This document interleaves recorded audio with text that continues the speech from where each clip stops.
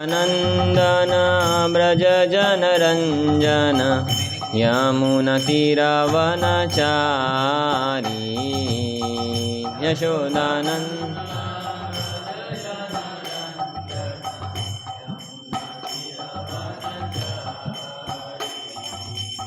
यशोदानन्दन व्रज जनरञ्जन यमुनतीरवनचारी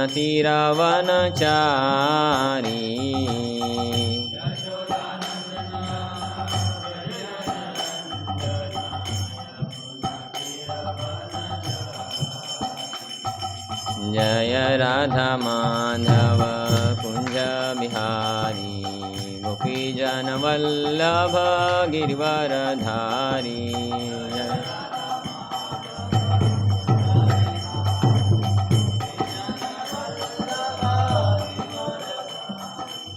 यशोदानन्दन व्रज जनरञ्जन यमुनतीरवनचारी यशोदानन्दन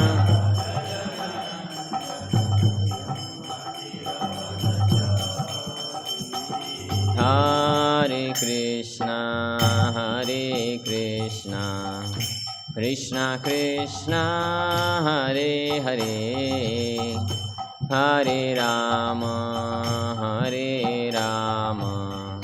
राम राम हरे हरे हरे कृष्णा कृष्णा कृष्णा हरे हरे हरे राम हरे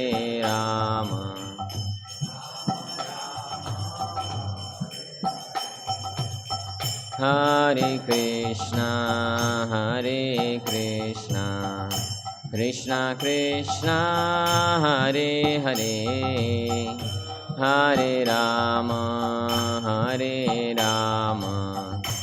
राम राम हरे हरे हरे कृष्णा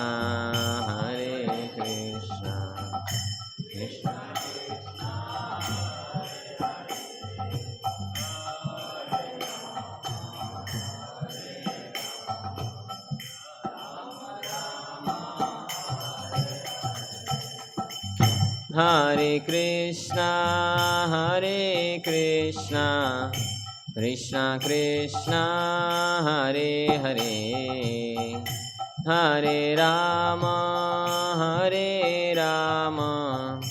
राम राम हरे हरे हरे कृष्णा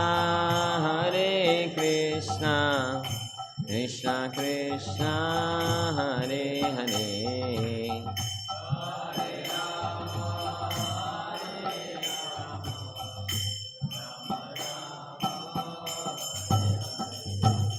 हरे कृष्णा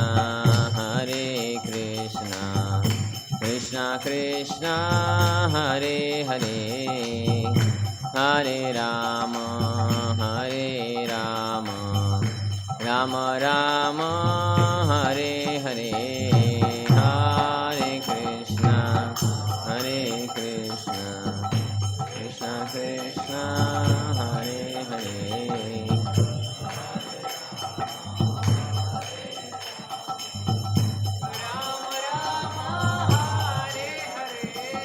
हरे कृष्णा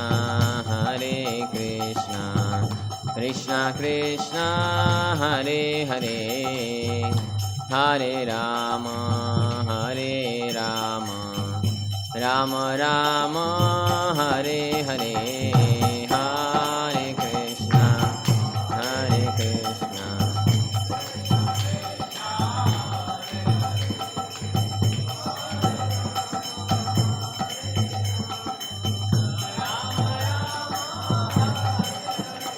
हरे कृष्णा हरे कृष्णा कृष्णा कृष्णा हरे हरे हरे राम राम राम हरे हरे हरे कृष्णा कृष्णा कृष्णा हरे Ram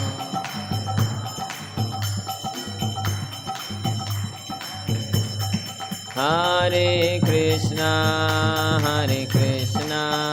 Krishna Krishna, Hare Hare, Hare Rama, Rama Rama, Hare Hare, Hare Krishna, Krishna Krishna, Hare Hare.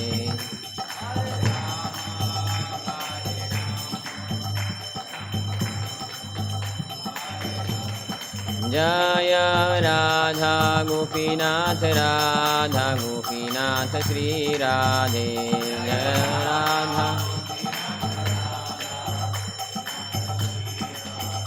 Jaya Jagannatha Baladeva Jaya Subhadra Jaya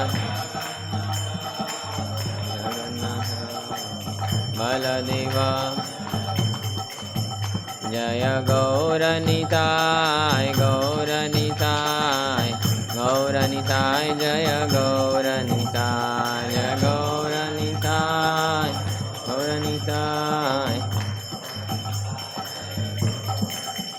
Jaya Jaya Prabhupada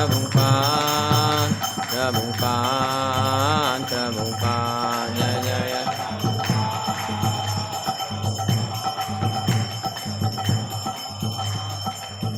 Nitai Gaur Hari Bol Hari Bol Hari Bol Hari Bol Nitai Gaur Hari Bol Hari Bol Hari Bol Hari Bol Jai Shri Radha Gopinath की जय श्री श्री जगन्नाथ बलदेव सुभद्रा महारानी की जय गौर निताय की जय जगतगुरु स्वामी शिल प्रपाद की जय निताय गौर प्रेमानंदे हरि हरि ओम नमो भगवते वासुदेवाय ओम नमो भगवते वासुदेवाय ओम नमो भगवते वासुदेवाय नारायणं नमस्कृत्यं नरं चैव नरोत्तमं देवीं सरस्वतीं व्यासं ततो जयमुदीरयेत् नष्टप्रायेषु भद्रेषु नित्यं भागवत सेवया भगवती उत्तमश्लोके भक्तिर्भवति नैष्टिकी कृष्णाय वासुदेवाय देवकी नन्दनाय च नन्दगोपकुमाराय गोविन्दाय नमो नमः नमः पंकजनाभाय नमः पंकजमालिने नमः पंकजनेत्राय नमस्ते पंकजांग्रे यं प्रव्रजन्तमनुपेतोपेतकृत्यं द्वैपायनो कातर्वाजुभाव पुत्रेति तन्मयतया तरुवाविनेदुस्तं सर्वभूतहृदयं मुनिमानतोऽस्मि। हरे कृष्ण। 41 ना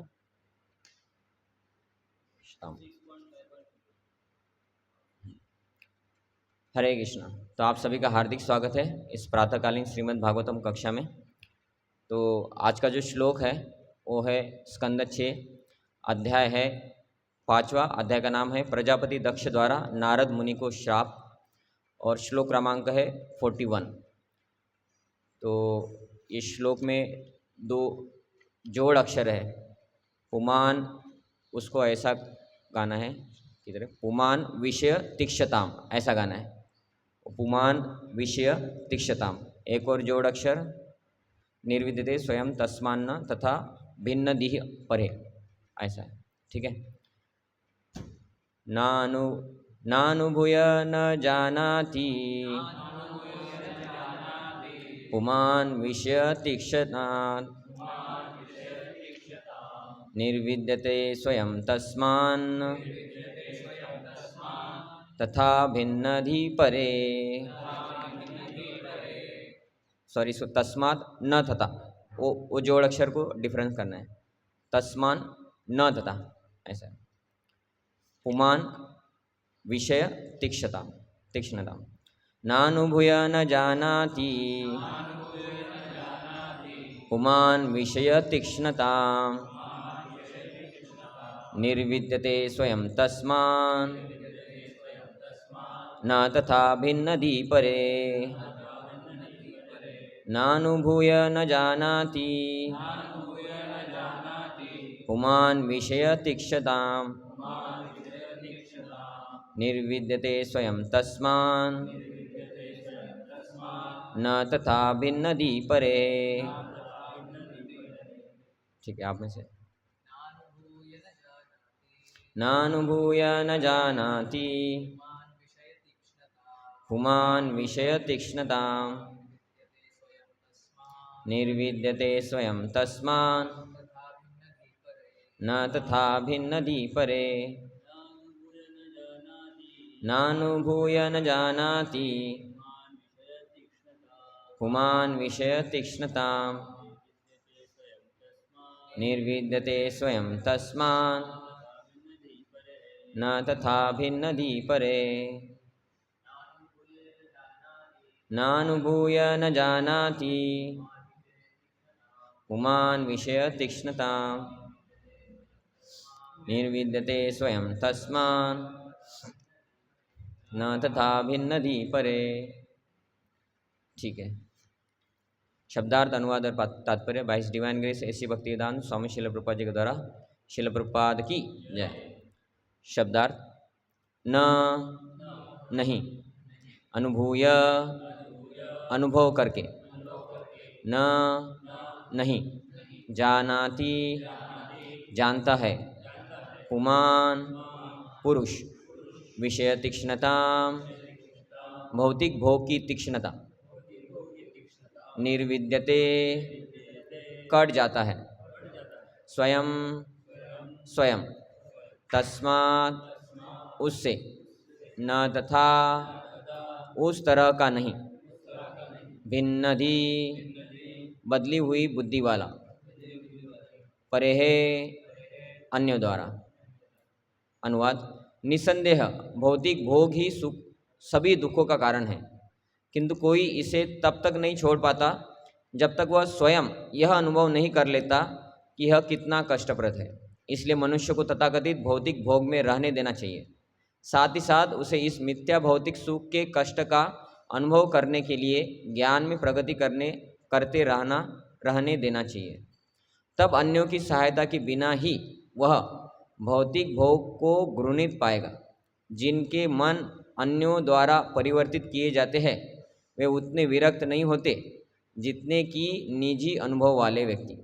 तात्पर्य: यह कहा जाता है कि जब तक स्त्री गर्भवती नहीं होती वह शिशु को जन्म देने के कष्ट को नहीं समझ सकती। बंध्या की बूझिबे प्रसव वेदना। बंध्या शब्द का अर्थ है बांझ औरत। ऐसी स्त्री शिशु को जन्म नहीं दे सकती तो भला वह प्रसव पीड़ा का कैसे अनुभव कर सकती है। प्रजापति दक्ष की विचारधारा के अनुसार स्त्री को पहले गर्भवती होना चाहिए और तब शिशु प्रसव की पीड़ा का अनुभव करना चाहिए।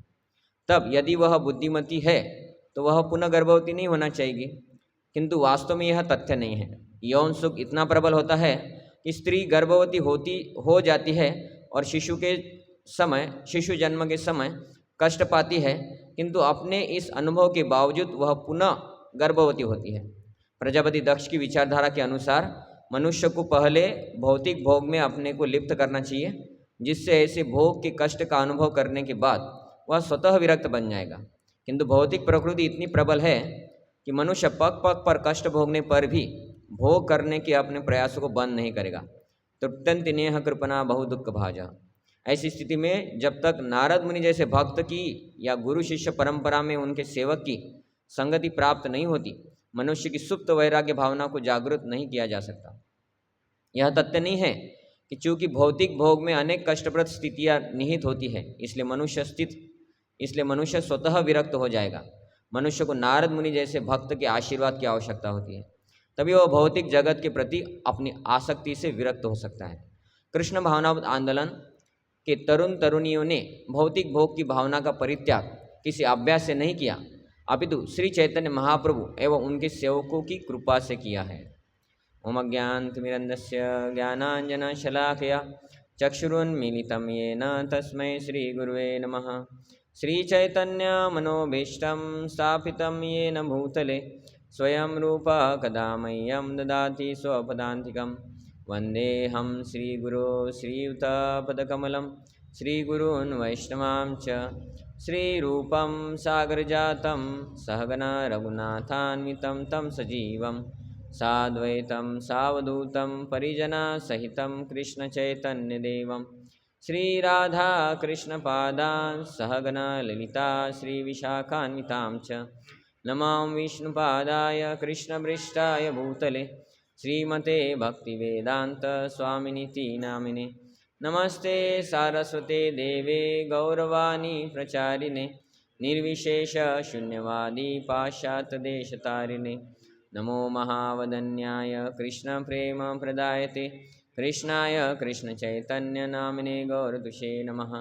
हे कृष्णा करुणा सिंधु दीनबंधु जगतपते गोपेश गोपिकाकांत राधाकांत नमोस्तुते तप्त कांचन गौरांगी राधे वृंदावनेश्वरी वृषभानुसुते देवी प्रणमामि हरिप्रिये वाञ्छाकल्पतरुभ्यश्च कृपा सिन्धुभ्येव च पतितानां पावनेभ्यो वैष्णवेभ्यो नमो नमः।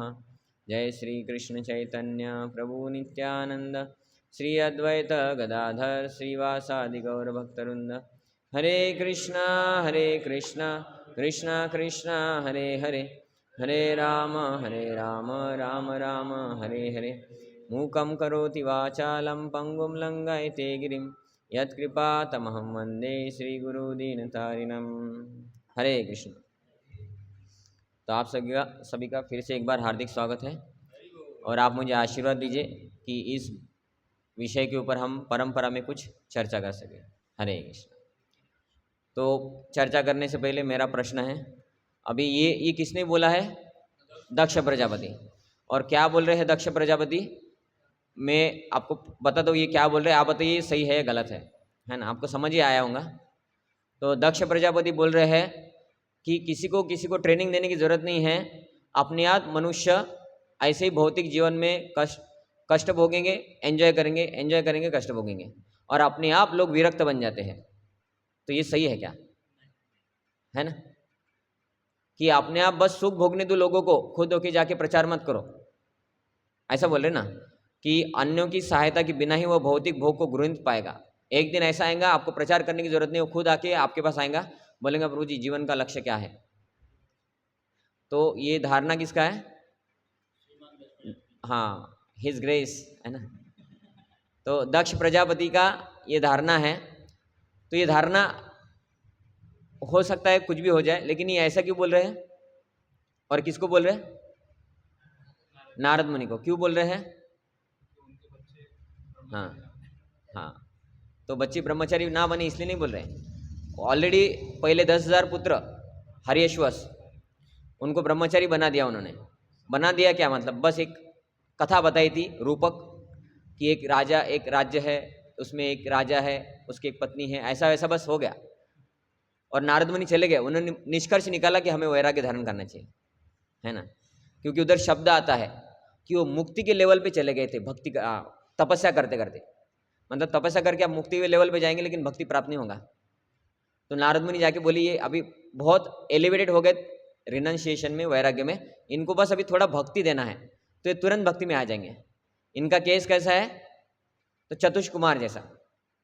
चतुष कुमार पहले कौन थे? निराकारवादी, ब्रह्मवादी। और भगवान की कृपा से जय विजय को भगवान के साथ फाइट करने के लिए भगवान को श्राप देना था, जय विजय को ही, है ना। तो भगवान की कृपा से वैकुंठ चले गए, नहीं तो निराकारवादी वैकुंठ नहीं जाते, ब्रह्म ज्योति तक जाते हैं। तो चतुष कुमार, भगवान की इच्छा थी वो भी अभी भक्त बन जाए और जय विजय को श्राप मिले, तो फिर भगवान के हाथ में थोड़ा फाइटिंग करने की इच्छा हो रही थी, तो जय विजय को श्राप भी मिल जाए। तो भगवान ने वो निराकारवादी होने के बाद भी उनको वैकुंठ में प्रवेश दिला दिया। किनको? चतुष कुमार, 4 कुमारों को। और वो गेट पे आ गए, है ना। परम पूज्य गौर कृष्ण महाराज जी बोलते हैं उनके भागवतम लेक्चर में कि वो पहला गेट, दूसरा गेट, तीसरा गेट, चौथा गेट, 5वां गेट, 6वां गेट क्रॉस कर लिया, तब तक उधर कोई नहीं था। और 7वें गेट पे जय विजय थे। और 7वें गेट पे जय विजय बोले अरे ये नंगे बच्चे किधर जा रहे हैं, ऐसा उनको लगा जय विजय को। तो उन्होंने उनको रोका, अंदर नहीं जा सकते, है ना। तो उन्होंने उनको श्राप दिया और भगवान उधर प्रकट हो गए श्राप देने के बाद। तब तक भगवान राह देख रहे थे। तो श्राप उनका हो जाता है कि तुमको हम श्राप देते, तुम भौतिक जगत के आदमी जैसा हमको रोक रहे हो, है ना। भौतिक जगत के आदमी रोकते हैं ना, कोई प्रगति कर रहा है तो तुम भौतिक जगत के आदमी जैसा हमको रोक रहे हो, भगवान की तरफ जाना है, वैकुंठ धाम में सच में रूप है या नहीं है उनको अभी तक पता नहीं पूरा, लेकिन जाना है ना, और तुम रोक रहे हो तो तुम भौतिक जगत में जाओ। तो उन्होंने माफ़ी मांगा। तो बोले ठीक है, बोले अभी माफ़ी मांगा तो, है ना, साधु लोग क्या करते, माफ़ी मांगे तो माफ़ कर देते, लेकिन अभी बोले श्राप तो दे दिया, तुम भौतिक जगत जाना है, ठीक है, अभी कंडीशन ऐसा है, श्राप तो दे दिया कि भौतिक जगत जाना है, वो तो कन्फर्म है, लेकिन कंडीशन ऐसा है कि 7 जन्म तुम ऐसे ही इधर उधर कोई भी आदमी बनो, इम्प्रेस सिटी इधर उधर, है ना। और उसके अलावा दूसरा ऑप्शन है कि 3 जन्म भगवान का दुश्मन बनो, तो तुमको जो चाहिए वो लो। तो उन्होंने कौन सा लिया, भगवान का दुश्मन। लेकिन क्यों लिया, 7 और 3, 7 जन्म तुम भौतिक जगत में रहो और 3 जन्म भौतिक जगत में रहो, कौन सा लेंगे हम, 3 जन्म वाला। तो उन्होंने सोचा कि 7 जन्म भौतिक जगत में रहेंगे तो सड़ जाएंगे, है ना, गंदे हो जाएंगे, और इसलिए 3 जन्म रह के जो भी है, दुश्मन भी बनना है तो भी ठीक है, लेकिन 3 ही जन्म रहना है, इसलिए उन्होंने 3 जन्म लिया। फिर उनको भगवान आए, भगवान ने माफ़ी मांगा चतुष कुमार को, मेरे सेवक तुम्हारे साथ ऐसा कर रहे, मतलब वो मालक का दोष है, सेवक कर रहे मतलब मालक का दोष है, ऐसा कौन बोल रहे, भगवान विष्णु बोल रहे। और भगवान देखते ही भगवान के चरणों में जो तुलसी था उसका सुगंध किनके नाक में गया, चतुष कुमार के, और वो भगवान के दर्शन करने से और वो तुलसी मकरंद वायु उनके काम, है ना, नाक में जाने से उनका ब्रह्मवादी का जो भावना था वो निकल गया। तो वो फिर भक्त बन गए, तो निराकारवादी भक्त बन गए। और ऐसे ही सुखदेव गोस्वामी का भी कथा आता है कि वो निराकारवादी थे, घर छोड़ के चले गए थे। फिर उनके पिताजी को लगा अरे मैंने 4 वेद रचे, प्रचार भी तो होना चाहिए कि नहीं, है ना, कि हम कितना कुछ सीखे, लेकिन लोगों के फायदा अगर उससे होता है तो प्रचार होना चाहिए कि नहीं। इसलिए लोग एडवर्टाइज करते ना कि आपको माइक्रोसॉफ्ट वर्ड नहीं आता है, बहुत अच्छे से पीपीटी बना सकते हैं आप, हमारा लेक्चर सुनो, 99 रुपीज़ पर आवर, है ना। उनको लगता है कि हमारे पास ज्ञान है, हम बेचेंगे। तो व्यास जी के पास तो दिव्य ज्ञान था, बोले फ्री में देंगे, लेकिन देने के लिए भी तो लोग चाहिए ना। तो उन्होंने फिर अपने बेटे को ही ढूंढा। क्यों, ये स्टार्ट कहाँ से किया था मैंने, कि जो 10,000 हरियश्वास थे वो मुक्ति के लेवल पे थे, ब्रह्मवादी थे इनडायरेक्टली, लेकिन उनको अभी थोड़ा अगर भक्ति दे देंगे तो बहुत बड़े भक्त बन जाएंगे। तो निराकारवादी चतुष कुमार बन गए भक्त, बस भगवान के दर्शन से और तुलसी मकरंद वायु से। और सुखदेव गोस्वामी को, जो निराकारवादी थे सुखदेव गोस्वामी, उनके पिताजी ने सोचा कि निराकारवादी है, इसको भक्त बना के प्रचार करने के लिए लगाएंगे क्योंकि ये बहुत बड़े तपस्वी है। तो उनके पिताजी ने क्या किया, अपने 2 चेलों को बुलाया, शिष्यों को, उनको 2 श्लोक सिखाए, है ना, अहो बकीयम सनकालकूटम, और दूसरा बरहा पीड़म नटवर वपु कर्णयो कर्णिकारम, बस 2 श्लोक सिखाए।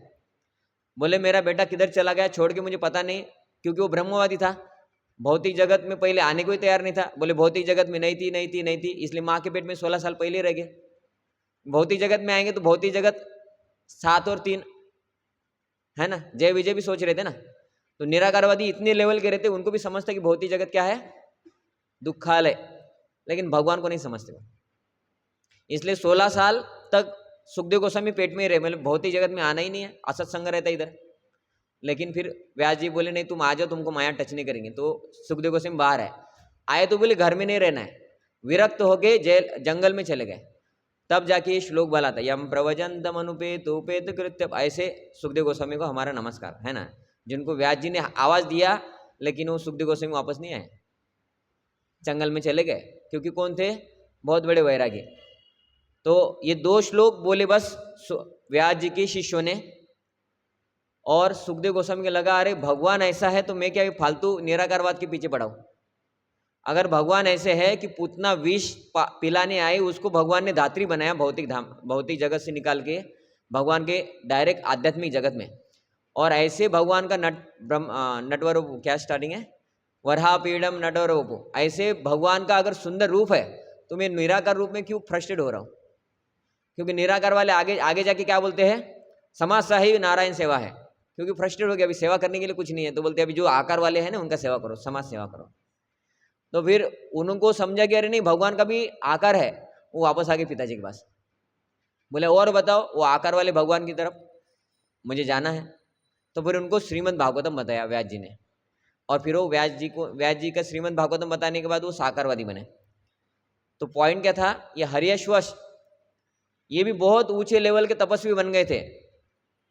तो नारद मुनि ने क्या सोचा, ये मुक्ति के लेवल पे है, इनको भक्ति दे देंगे अभी, क्योंकि ये मुक्ति के लेवल पे, लेकिन मुक्ति नहीं करनी उनको, इनको शादी करना था। मतलब क्या है, मुक्ति के लेवल वाले फिर से पतन होके ये भौतिक जगत में ही सेवा करती है इधर उधर का। तो ऐसा नहीं होना चाहिए, उनको भक्त बनाएंगे। तो 10,000 पुत्रों को नारद मुनि ने भक्त बना दिया। बस एक स्टोरी बताया, एक पैराग्राफ का स्टोरी भी क्या बताया, एनालॉजी बताया, हमको समझ में भी नहीं आएगा। उन्होंने समझ लिया मुक्ति के लेवल पे इतने ज्ञानी रहते हैं निराकारवादी, बहुत ज्ञानी रहते, संस्कृत शब्द का 2-2 हज़ार शब्द बताएंगे एक श्लोक का, है ना। लेकिन भक्ति नहीं समझ में आता, तो नारद मुनि ने उनको भक्त बनाया। तो अभी बेटा अगर है ना, एक बेटा है, अगर इसको ज्वाइन कर लेता है तो माता पिता किधर चले जाते हैं, इंडिया टीवी पे। तो अगर 10,000 बच्चे अगर भक्त बन जाएंगे तो क्या करेंगे? तो ब्रह्मा ने उनको लेके समझाया, बोले कोई टेंशन नहीं, और 1,000 तैयार करो। तो उसने 1 और 1,000 और तैयार किए, है ना, लेकिन कम किए। बोले 10,000 को भेजा था, नहीं वापस आए, अभी थोड़ा कम करते हैं, नुकसान होता है तो कम इन्वेस्टमेंट करते हैं लोग। तो अभी 1,000 ही बनाए, और उधर ही गए फिर से नारायण सरस सरोवर में, है ना। और उधर ही गए, और नारद मुनि को तो पता चलता है तुरंत। ध्रुव महाराज घर से बाहर निकले, भगवान की पूजा करने निकले, उनके पास तुरंत मैसेज आ जाता है ना। प्रहलाद महाराज कयादु हिरण्यकशिपु के पेट में है, और इंद्र उसको मारने जा रहा है। इंद्र नारद मुनि को तुरंत पता चलता है, बोलते नहीं उसको मारने का नहीं, महाभागवत भक्त है। इंद्र प्रदक्षिणा करते हुए निकल जाते, बोलते ठीक है।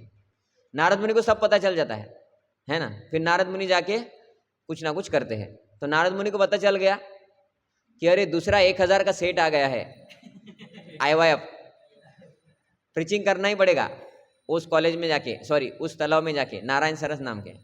तो उधर तुरंत लैपटॉप प्रोजेक्टर लेके चले गए डिवाइस देने के लिए। लेकिन बस क्या बोले उस पे, बोले तुम्हारे भाई के पद चिन्हों को फॉलो करो, बस इतना ही डिवाइस दिया, डिस्कवर योरसेल्फ, तुम्हारे भाई के पद चिन्हों को फॉलो करो। उन्होंने सोचा हमारे भाई तो तपस्वी थे, घर गृहस्थी में नहीं फंसे, इधर से वापस जाके शादी नहीं करना है, भाई ने क्या किया वो करना है। वो गए तो गए, है ना। तो बस एक शब्द बोला था, तुम्हारे भाई के पद चिन्हों को फॉलो करो, है ना, बिकम भाई नुगा, है ना, रूपा नुगा नहीं, भाई के पद चिन्हों को फॉलो करो, है ना। तो वो चले गए। अभी इनको बहुत गुस्सा आ गया, किनको, दक्ष को, कि पहले 10,000 पुत्र हरियश्वस हो गए, वापस नहीं आए। दूसरे शैवलश्वस, है ना, वो भी गए, वो भी वापस नहीं आए। और नारद मुनि, अभी कोई प्रचारक जिसके दक्ष के 11,000 पुत्रों को ब्रह्मचारी बनाए, और पिताजी को मिलने जाएंगे क्या, मैंने ब्रह्मचारी बनाया आपके पिता, जाएंगे क्या कोई? नारद मुनि दक्ष के पास चले गए, किस लिए गए पता ही नहीं है, वो उधर कुछ बता नहीं, बस क्या बोला है कि दक्ष को समहाउ पता चल गया कि नारद मुनि ने ये सब किया है, मेरे बच्चों को 11,000 बच्चों को ब्रह्मचारी बनाया।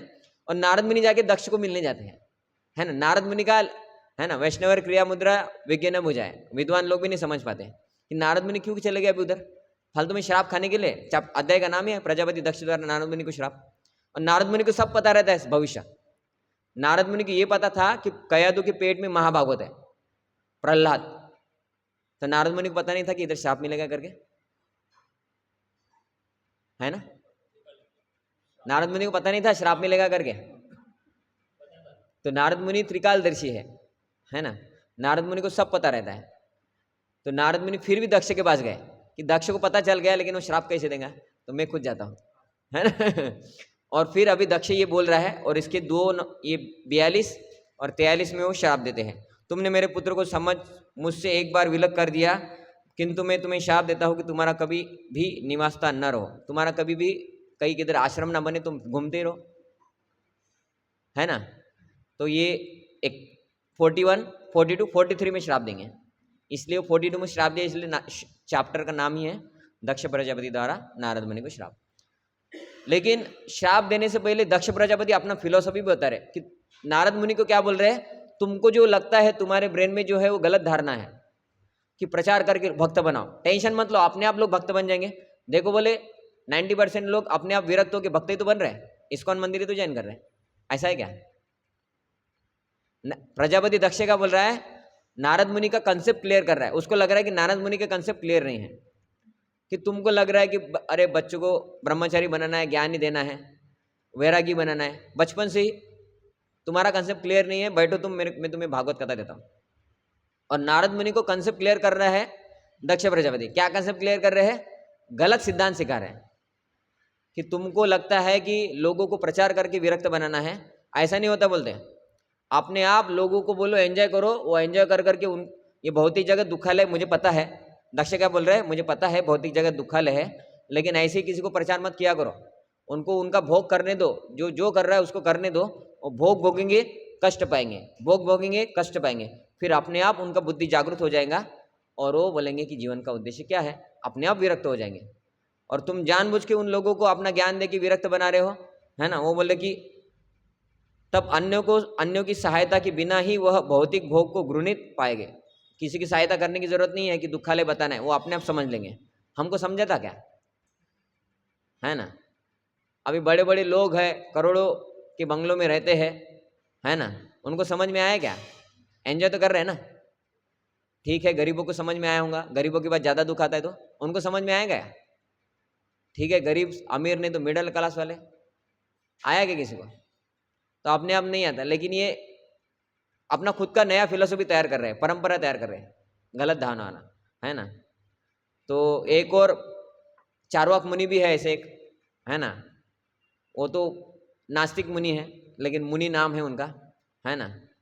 वो बोलते हैं कि एक ही जन्म होता है, एक ही जन्म में खाओ पियो मर जाओ, बोलते हैं पैसे नहीं तो घी खाओ, घी के लिए पैसे नहीं है, सॉरी खाना है तो घी में खाओ बोलते हैं, और घी के लिए पैसे तो उधार ले लो बोलते हैं और मर जाओ बोलते हैं। वैसे भी उधार मरने के बाद थोड़ी ना घी का पैसा चुकाना पड़ेगा, लेकिन घी खाओ, है ना।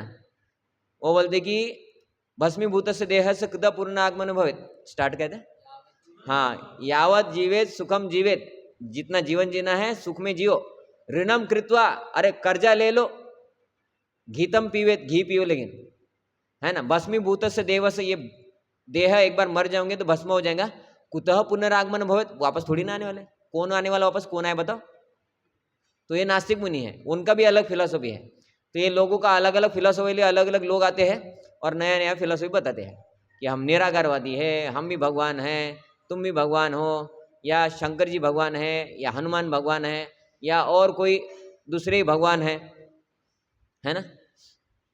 तो ये सब अलग अलग फिलोसफी वाले लोग फिर आगे जाके कौन बनते हैं, फाउंडर आचार्य, है ना, और एक संस्था भी फाउंड करते हैं, और फिर क्या करते हैं, ऐसे लोगों को आकर्षित करते हैं जो भक्त भी बन सकते थे, और आगे जाके हम जब उनको प्रचार करने जाते हैं तो फिर वो अपना कंसेप्ट हमको सिखाते हैं। ऐसा थोड़ी होता है प्रभु जी, ये दक्ष जैसा है ना, ऐसे ही होता है ना प्रभु जी, ऐसा थोड़ी होता है कृष्ण ही भगवान है, तुमको पता है क्या ये शास्त्र। कोई बोलेगा प्रभु जी ये कृष्ण भी ब्रह्मा विष्णु महेश शंकर पार्वती दुर्गा गणपति सब एक ही है, बोलते किसकी भी पूजा करो, ऐसे लोग बोलते हैं ना। बाद में वो अपना कंसेप्ट हमको बताते हैं कि आप ये प्रचार मत करो इधर, है ना, इस्कॉन का। तो ये दक्ष प्रजापति उन लोगों के फाउंडर आचार्य है ना, गलत कंसेप्ट वाले। लेकिन ऐसा होता है क्या, तो प्रभुपाद जी इधर एनालॉजी दे रहे हैं कि ऐसा नहीं होता है, कि कितने लोग अपने आप बोल रहे हैं कि जगत में दुख है, कौन कौन बोला, परसेंटेज में बताना पड़ेगा कि 10% से ज़्यादा, तब बोलेंगे ना अपने आप होता है, तो हो ही नहीं रहा है ना। एक्सीडेंट होता है, मरते दम तक चले जाते, यमराज जी को भी देख के वापस आते हैं, फिर अपना यूट्यूब वीडियो बना के यूट्यूब पे भी डालते कि मैंने ब्रह्मा यमराज जी को देखा था। अभी पूछो फिर तुमने इस्कॉन मंदिर ज्वाइन किया क्या, नहीं बोलते हमारा तो जॉब चलो है। तो तुमको यमराज जी के दर्शन होने के बाद भी ये दुखालय है, मैंने पाप किया होगा, ये समझ में नहीं आता, अपने आप समझ में नहीं आता है ना। उसको बताने के लिए प्रभुपाद जी इधर बोल रहे हैं कि जैसे कि एक स्त्री शादी करती है, फिर वो प्रेग्नेंट होती है, फिर उसको 9 महीने बहुत तकलीफ होता है, और जब डिलीवरी का समय आता है तब तो बहुत तकलीफ होता है। तब वो बोलती है इसके बाद में कभी गर्भवती नहीं बनूंगी। लेकिन काम वासना के वशीभूत होके फिर से गर्भवती होती है, फिर से 9 महीने तक बहुत सहना पड़ता है, और प्रसूति के बाद बहुत सहना पड़ता है, और फिर से गर्भवती होती है। जय श्री श्री राधा गोपीनाथ की जय, श्री श्री गौर निताय की जय, जगत गुरु स्वामी शिल प्रभुपाद की जय, निताय गौर प्रेमानंदे हरि हरि बोल। तो ऐसा 2, 3, 4 बार भी हो जाता है, फिर भी वो बोलती है क्या दुखालय करके? नहीं बोलती है। और फिर भी वो और एक बच्चे को जन्म देती रहती है बूढ़े होने तक, है ना। जब तक लोग बोलेंगे अभी आपके बच्चे बड़े हो गए, है ना। तो मतलब ये समझ में नहीं आता है, एंजॉयमेंट दुख दे रहा है हमको, दुख मिलने के बाद भी। तो इनका बोलना क्या है, अपने आप सीखेंगे, लेकिन ऐसा नहीं होता है। इंटेलिजेंट लोगों के, है ना, इंटेलिजेंट नहीं है, इंटेलिजेंट एक ही होता है, लेकिन लोगों की 3 कैटेगरी होती है। अभी वो शास्त्र बोलते हैं इसमें से इंटेलिजेंट कौन है, उसमें से एक ही इंटेलिजेंट है। वो बोलते हैं कि जो बता के समझ में आए एक व्यक्ति है, ठीक है। आपको बोलना इसमें से सबसे इंटेलिजेंट कौन है, कि जिसको बताया वो समझ गया, एक पहला कैटेगरी। दूसरा कैटेगरी क्या है, जो बताया वो बोलता है नहीं लेकिन मेरे को ऐसे समझ में नहीं आएगा, मैं करके देखता हूँ सच में दुख है क्या, और फिर दुख आया फिर समझा, ये दूसरा कैटेगरी। तीसरा कैटेगरी क्या है, उसको बताया ये मत करो इससे दुख आएगा, वो किया, दुख आया, फिर से करता ही रहता है, फिर से दुख आता है, फिर भी करता है। ये 3 कैटेगरी है, सुन के समझने वाला, एक्सपीरियंस से समझने वाला, और समझने नहीं वाला। इसमें से होशियार कौन सा है? सुन के समझने वाला ना। तो सुनाना पड़ेगा ना, किसी को सुनाना तो पड़ेगा ना, मतलब बताना पड़ेगा ना।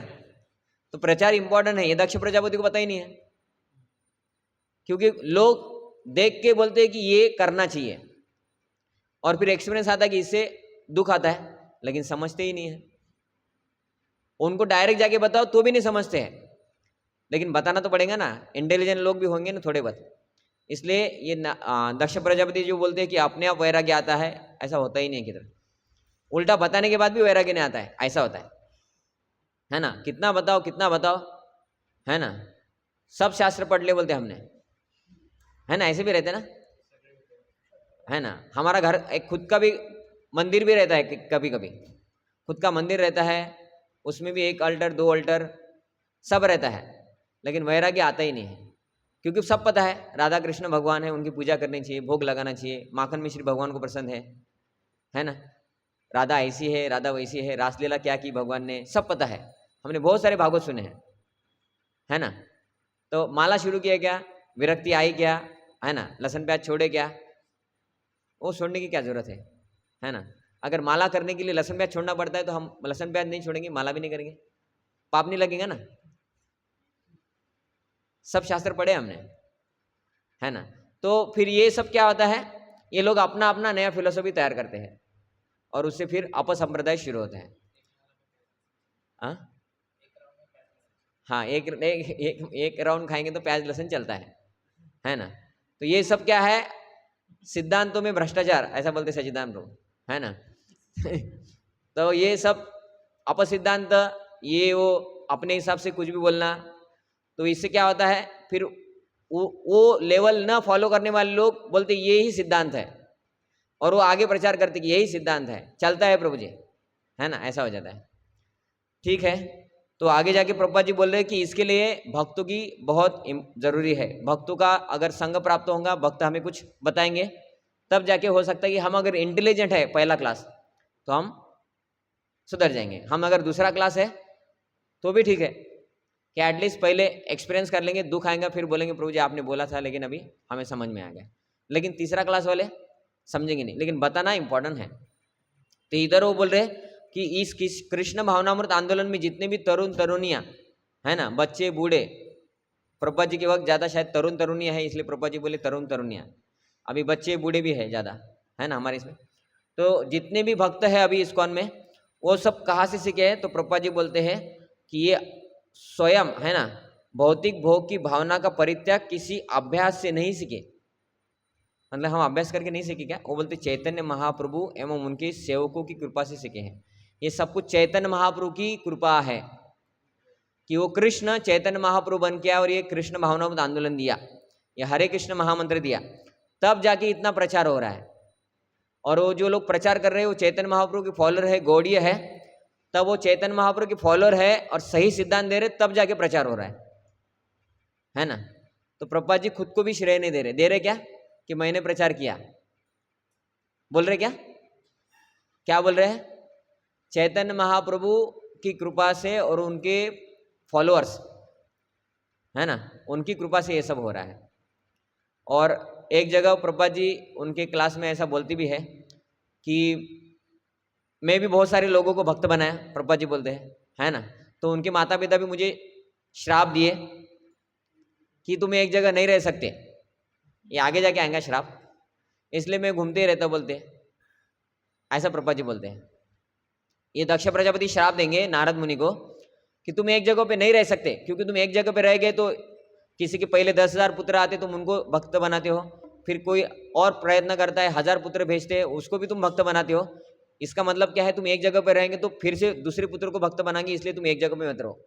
उसका इंटेलिजेंट नारद मुनि बोलते ठीक है, अच्छा है, एक जगह थोड़ी ना सभी भक्त बनाएंगे, अलग अलग जगह बनाना पड़ेगा ना। तो नारद मुनि एक्सेप्ट करेंगे आगे जाके, लेकिन वो रिकर्स नहीं करते हैं कि मुझे तुमने श्राप दिया, मैं भी तुम्हें श्राप देता हूं। ऐसा कौन किया था? एक देवयानी ययाति की स्टोरी आती है, उसमें देवयानी शुक्राचार्य की लड़की है, ब्राह्मण पुत्री। शुक्राचार्य किसके गुरु है? राक्षस, है ना, लेकिन वो राक्षस में प्रहलाद महाराज, बलि महाराज में हो चुके हैं। तो शुक्राचार्य के पास, शुक्राचार्य है ना गुरुकुल के आचार्य है, कुछ ना कुछ सिखाते रहते हैं, उनका ट्यूशन चालू रहता है। तो एक लड़का आता है उनके पास सीखने के लिए, उसका नाम नहीं आ रहा है, नाम आटो देगा, ठीक है, नाम नहीं याद आ रहा है उसका। तो वो आता है शुक्राचार्य के पास पढ़ने के लिए, और शुक्राचार्य की लड़की है देवयानी। तो ये थोड़ी उम्र में रहती है, मतलब उम्र में आई हुई रहती है, उनको वो समझता है गर्लफ्रेंड बॉयफ्रेंड जैसा सब कुछ। तो देवयानी उसको प्रपोज करती है कि तू ब्राह्मण पुत्र है, मैं भी ब्राह्मण पुत्री हूँ, तो मुझे तुमसे प्रेम है, तुम मुझसे शादी कर लो। वो बोलती ये धंधे करने के लिए ट्यूशन पे आता हो कि तुम्हारे बाप के पास ऐसा बोलते। तो ना वो लड़का क्या बोलता है, वो अच्छे संस्कार वाला होता है, बोलते मैं इसलिए तुम्हारे पिताजी के पास नहीं आ रहा हूँ।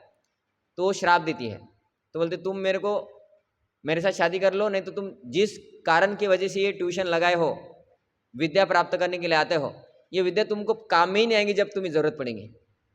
हो गया, अभी विद्या जो प्राप्त करने के लिए श्राप मिल गया कि विद्या पढ़ने के बाद भी काम नहीं आएंगे, अभी विद्या पढ़ के कुछ फायदा होगा क्या? तो उसको गुस्सा आया, वो बोलता है मैं भी तुम्हें श्राप देता हूँ कि तुम ब्राह्मण पुत्री बोल रही ना, तुमको ब्राह्मण पुत्र मिलेगा ही नहीं, तुमको क्षत्रिय के साथ ही शादी करना पड़ेगा। तो एक दूसरे को श्राप दे दिया था। नारद मुनि को श्राप देंगे, लेकिन वो नारद मुनि काउंटर कर्स नहीं करेंगे, है ना। सौबरी मुनि गरुड़ को श्राप देंगे कि तू अगर फिर से इस यमुना के जल के पास आया ना, तो तुम्हारे सर के 1000 टुकड़े हो जाएंगे। क्यों? क्योंकि तुम इधर की मछलियां खा रहे हो, और मैंने संस्था बनाया है फिश प्रोटेक्शन, है ना। तो उस कथा में भी आता है कि ऐसे लोग जो अलग अलग भौतिक धारणा से आगे बढ़ते हैं कि समाज सेवा इंपॉर्टेंट है, लेकिन उसका समाज सेवा से भी कुछ फायदा नहीं है लोगों को, क्योंकि आगे जाके गरुड़ उधर नहीं आया, लेकिन काले आए तो सभी मछलियां मर गई ना। तो हो गया क्या फिश प्रोटेक्शन? तो गरुड़ जी को श्राप देने से कुछ फायदा हुआ? समाज सेवा से कुछ फायदा नहीं हुआ। तो ऐसे लोग का जीवन में कुछ फायदा ही नहीं होता है, इसलिए भक्तों की जरूरत है ही। बोलते भक्त आ रहे थे अच्छे से उधर खा रहे थे, लेकिन भक्त, वो गरुड़ किसके वाहन है? भगवान विष्णु के। भगवान विष्णु की वाहन है, और भगवान विष्णु की सेवा में लग के वो मछली भगवान के धाम जाने वाली थी, तो उद्धार होने वाला था उसका। भक्तों की सेवा की है ना, तो उसने उसको भौतिक जगत में ही रखा, और भौतिक जगत में वो मछली मर गई फिर कालिया के विष से। तो आगे जाके कुछ फायदा ही नहीं हुआ, श्राप से भी उल्टा नुकसान हुआ, कालिया आ गया ना उधर श्राप की वजह से। तो इन लोगों को ये ऐसे कंसेप्ट रहते हैं, उनको लगता है कि ये महत्वपूर्ण है, ये नहीं महत्वपूर्ण। अरे माला करना ये महत्वपूर्ण नहीं है, बस दही हंडी किया करो, है ना। ऊंचा दही हंडी लगाएंगे, 1 लाख का इनाम रखेंगे, हो गया भगवान का भक्ति। तो ऐसे सिद्धांत रहते हैं लोगों के। तो ये सब क्या है, वो बोल रही है जब तक भक्त तो उनके पास जाके उनको समझाएंगे नहीं कि इससे कुछ फायदा ही नहीं है क्या फायदा?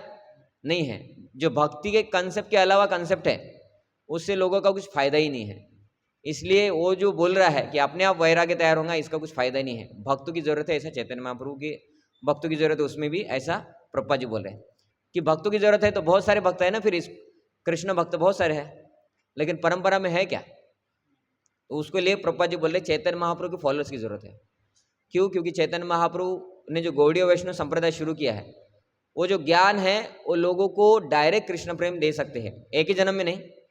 उसके लिए भी टाइम लगता है, कितना सुकृति है, कितना अच्छे से प्रैक्टिस करेंगे, कुछ लोग छोड़ के भी जाएंगे, लेकिन ये सही मार्ग है। क्योंकि चैतन्य महाप्रभु स्वयं कृष्ण इस संप्रदाय में दीक्षा लिए, इसलिए चैतन्य महाप्रभु के हम फॉलोअर हैं और चैतन्य महाप्रभु की कृपा से ये सब प्रचार हो रहा है, हम नहीं कर रहे, ऐसा प्रभुपाद जी बोल रहे। ठीक है, यहाँ पे हम रुक जाते हैं। हरे कृष्णा कृष्णा कृष्णा हरे हरे, हरे राम राम राम हरे हरे।